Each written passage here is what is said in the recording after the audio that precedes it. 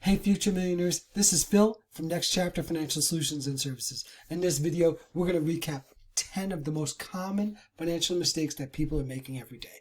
And hopefully this will serve as a wake-up call to start fixing some of these mistakes that you might be making. Or in some cases, you may sit there and say, stop, I'm not going to do that. I'm going to avoid a little bit of a catastrophe in my personal finances. We hope this video is going to be very helpful for you. Jumping into the 10 most common financial mistakes that you could be making right now. First off is excessive and frivolous spending. Now let's go deeper into what that really means. We're talking about those expenses that you do every day that you could frankly avoid. And it could be simple things like buying lunch every day instead of brown bagging it, or even buying coffees every day instead of brewing some at home. It's okay to treat yourself, but especially if you're in debt, if you're doing this stuff every day, every dollar counts. And so this frivolous spending is going to stop you from getting out of debt or even slow down your wealth building path. Second up, we have never-ending payments. This is when you are in just non-stop payment mode. And let's talk about what that means. This is those monthly expenses that, frankly, if you have too much debt or you're not fully utilizing it, you're just blowing money. This could be excessively large cable packages, music services, high-end gyms, or even some other subscriptions that you don't fully maximize. I'm not saying that you can't have any, but this article calls out the fact that if you have way too many and then you're in debt, you're slowing down your debt payoff process. Or if you have way too many and you're not investing a lot, this is slowing down how much you could be investing on a monthly basis. The number 3 thing that you could be spending way too much money on a monthly basis, which is a big money mistake, is using your credit cards too much. This is when you just nonstop using credit cards to cover your basic bare essentials. This is especially bad if you're covering all your basic bare essentials, but you're not paying off the full balance.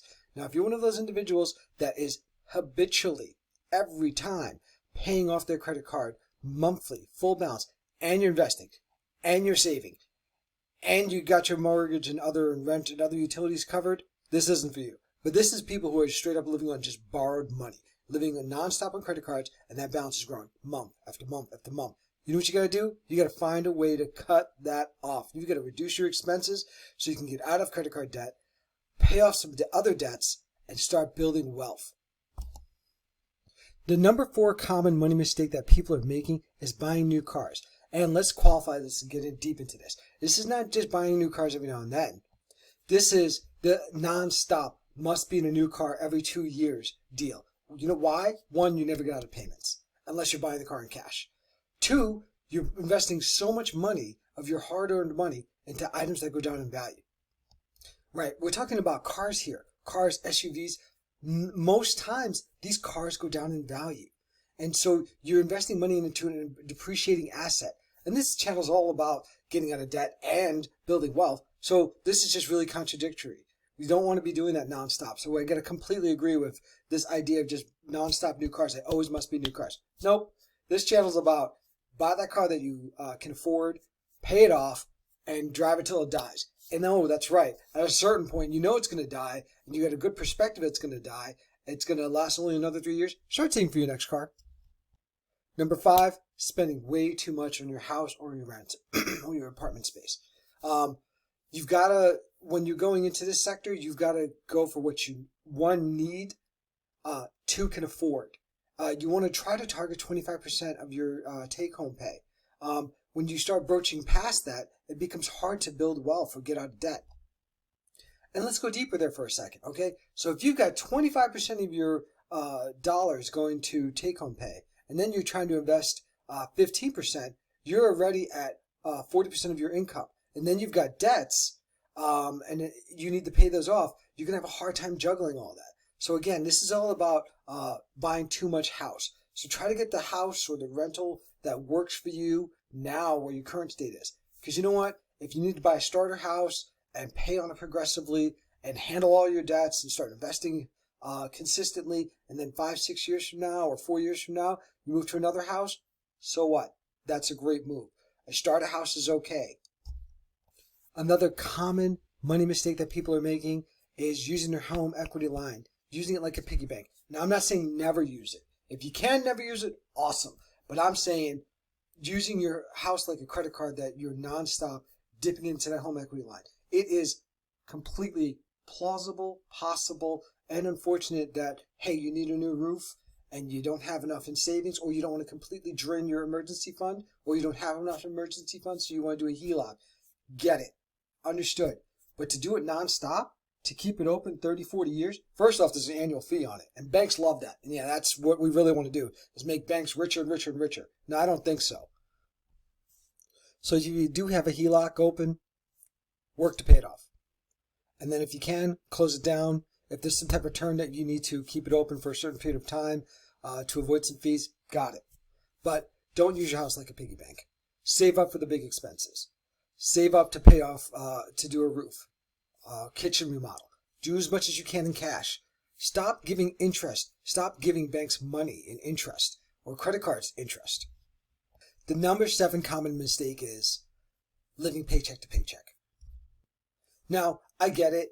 There's so many people that do live paycheck to paycheck that feels normal. But if you're watching this channel, you probably don't want to be normal. So let's forget that noise. We're going to get ahead of the game. We're going to have a monthly budget, and we're going to make those paychecks work for us. So it works for us in a way that we knock out our debts. We reduce our stress. We are saving for the things we want and need. We are investing consistently. And then you're not living paycheck to paycheck. You are making your money work for you. And you are living better than so many other people. And it's okay to do that. I mean, if you could just do that, you're going to be a step ahead, and you're going to not do this common mistake. The number 8 common money mistake that so many people are making is not investing for retirement. I've got news for you. Eventually, you're going to want to retire. Whether it be retired to do nothing and just kind of relax and travel and whatever, cool. Or if you want to retire and do an encore career, awesome. Saving for retirement is a great way to build wealth. We have a couple of videos on 401k reviews and even IRAs, investing through ETFs and mutual funds.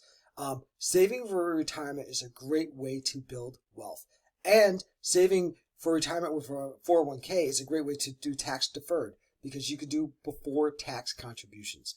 And it just because it's late in the game, it doesn't mean you can't get started and still build some wealth. Whether you're 30, 40, you could still build some wealth. 50, 60, you could still build some wealth. It's all about doing it consistently. And so living on a budget, less than you make, and building up wealth. You can do it. Number 9 mistake that so many people are making is paying off their debts with their savings. And what this means, they're not talking about savings accounts here. We're talking about, I'm going to cash in my 401k. It's a terrible idea. It's a terrible idea, especially if you are before the age of 59 and a half and you don't meet the hardship requirements. Why? Because there are penalties and you're taxed at your current ordinary income tax rate. Okay, so let's talk this out.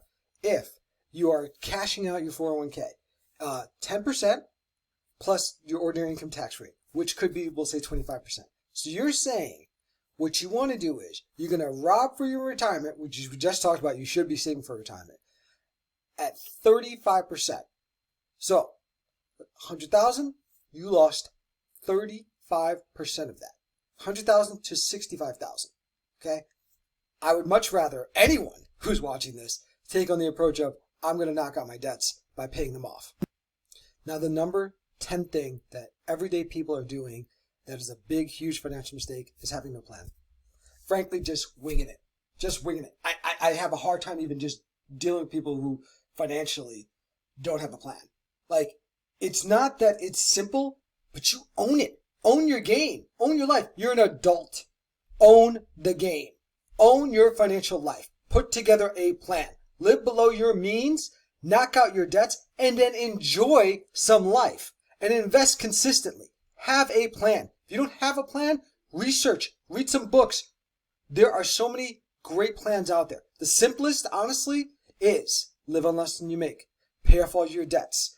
Reduce your debts to the point where you have none, except for your mortgage. Then invest consistently 15%. Oh, before you do that investing consistently, I skipped a step. I'm sorry. I'm doing this on the fly.